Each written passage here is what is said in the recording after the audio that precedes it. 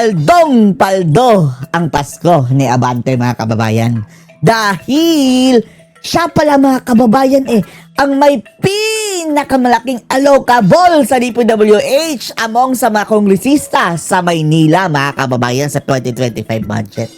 Bravo! Bravo!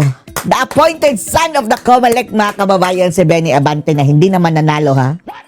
Talunan ito Ewan na natin, mga kababayan, kung anong update doon sa Korte Suprema. Diba? Ang sabi, mga kababayan, mukhang matatalo daw ito si Abante. Sana nga ilalabas na, mga kababayan, ang resulta ng desisyon ng Korte Suprema. Dahil hindi naman talaga ito nanalo, mga kababayan Pinilit, mga kababayan, ng COMELEC. COMELECted ito for the purpose, mga kababayan, na atakihin ang mga Duterte. Diyos ko Lord. O ngayon, mga kababayan, eto pala. Siya pala ang may pinakamalaking allocable, mga kababayan, among the congressmen sa City of Manila. Ito'y ayon, mga kababayan, sa mga dokumentong isinapubliko ni First District Leandro Legarda, yung Cabral Files, mga kababayan.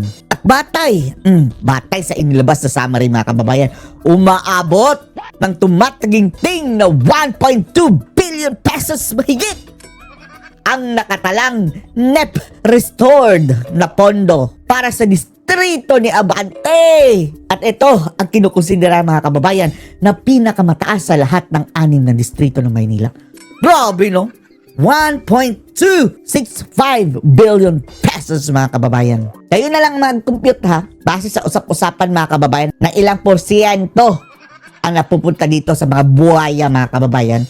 Bilyones ang pondo na allotted sa kanila. Kung ipagpalagay natin 25%. Pero ang sabi ni Magalong, up to 50% daw ang nakukurakot, mga kababayan. Paghati-hatian ng mga buhaya, kongresista, contractors, Zaldico, Tambalustos, Ngagva.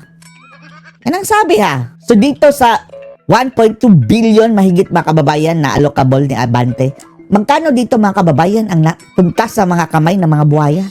Ay nako, Abante Liling. Pastor ka pa naman? Ayon kay Representative Libiste, mga kababayan, at sa mga dating opisyal ng DPWH, kabilang sa listahan daw, mga kababayan, sa yumaong Undersecretary Maria Catalina Cabral. At andun din daw ito, mga kababayan, sa listahan ng dating USEC Roberto Bernardo, na itong allocables daw ni Abante, mga kababayan, ay umabot na daw hanggang Kisame. Grabe, no? Hanggang Kisame ang abot, mga kababayan, na inilaan sa kanya ng mga proyekto. Ibang klase si Abante.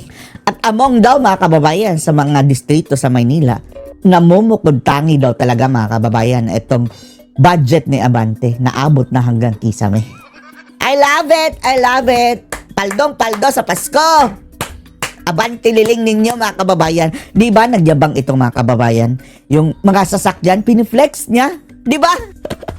Piniflex, mga kababayan, ni Abante. Nagpiflex din ng baril, mga kababayan. Diyos ko Lord. Pastor, ha? Tapos, kunwari, mga kababayan, may suot-suot na cross dito. Buti na lang hindi umusok ang lolo nyo. Kagaya lang din ng adik na pari, mga kababayan, na laging suot-suot ang cross dito na malaki, Tapos, etong mga pinaggagawa, mga kababayan, parang taliwas sa kanilang pinoportray sa kanilang mga sarili. Diyos ko Lord. Obispo monyo. Obispo daw siya, mga kababayan, sa kanilang relihiyon. Papayag kayo, mga tagasunod ni Abante? Ewan lang natin. Kung ikukumpara, mga kababayan, kung ikukumpara sa ibang mga distrito, mga kababayan, kagaya na lang sa First District, 700 million. Malaki pa rin, mga kababayan.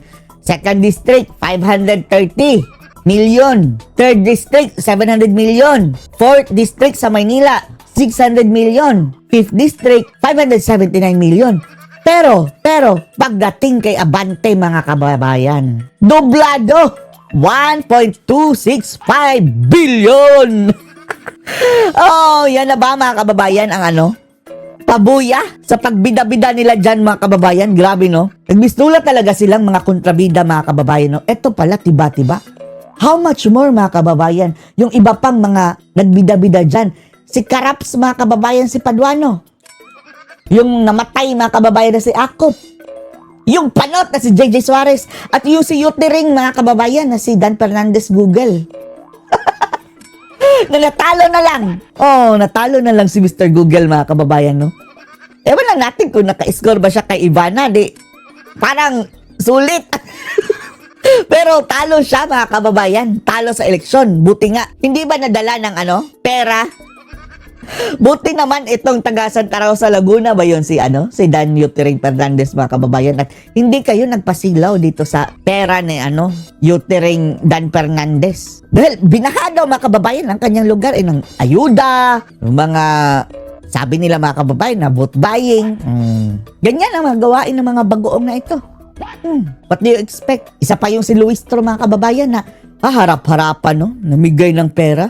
Syung, syung, syung, syung, syung, syung, syung. Tapos pray over pa. Oh, God bless you. God bless you. Diyos ko, Lord. Ang mga animal, mga kababayan, hindi na natamaan ng kidlat. Pero eto talaga si Abante, oh. Isang taon, mga kababayan, ng 1.2 billion mahigit. Magkano komisyon mo dyan, Abante, kung meron man? Oh. At ang paglalantad ng mga numerong ito daw, mga kababayan, ay muling nagbubukas ng diskusyon sa pamamahagi ng pondo sa DPWH. Lalong-lalo na sa gitna ng umiinit ng investigasyon sa mga umano'y anomalya sa flood control fund at iba pang infrastructure projects.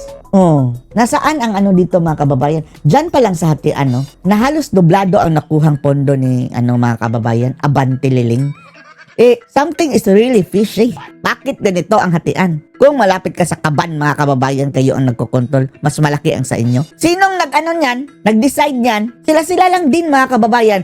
So, dyan pa lang, mga kababayan, mayroon ng anomalya. Hindi na patas Hindi na patas. Kaya ngayon, mga kababayan, eto na ang panahon ng paniningil dito sa mga hudas. Lalong-lalo na itong mga naghari-harian, mga kababayan, sa Tuwadcom dati. Oh, itong sina Abante. Darating din ang panahon ninyo, mga Abante Liling. Lalong-lalo na itong ungas na to, mga kababayan, is unang-una, hindi naman talaga nanalo. Talo siya Pinadisqualify lang, mga kababayan, ang kanyang mga opponents. Ang kanyang opponent na nanalo, mga kababayan, supposedly. At pinayagan naman ng mga kababayan, Comelec, dahil andun si George Garcia na abogado ni BBM Babangag, mga kababayan. Oh! Ay nako. Babantayan natin ito, mga kababayan, ha. Dahil 2025 yun Naupos na! Upos na yun, mga kababayan. Tingnan natin kung anong natanggap na naman ito, mga kababayan, para sa 2026. Sabi nilang, the most transparent budget daw, mga kababayan, in the Philippines. Wow! Pinakamalinis daw na budget ang 2026, mga kababayan. Gayong mas malaki naman ito kaysa sa 2025. Ang 2025, the most corrupt budget. Paano naging malaki? Ibinawasan daw nila, mga kababayan, ng matindi. Ang mga animal, walang Pasko sa mga ito, mga kababayan. Kahit Pasko, nangungurakot ang mga buhayang ito. Babantayan namin kayo, ha? Babantayan namin kayo. Ano masasabi niyo dito, mga kababayan? Post your comments below.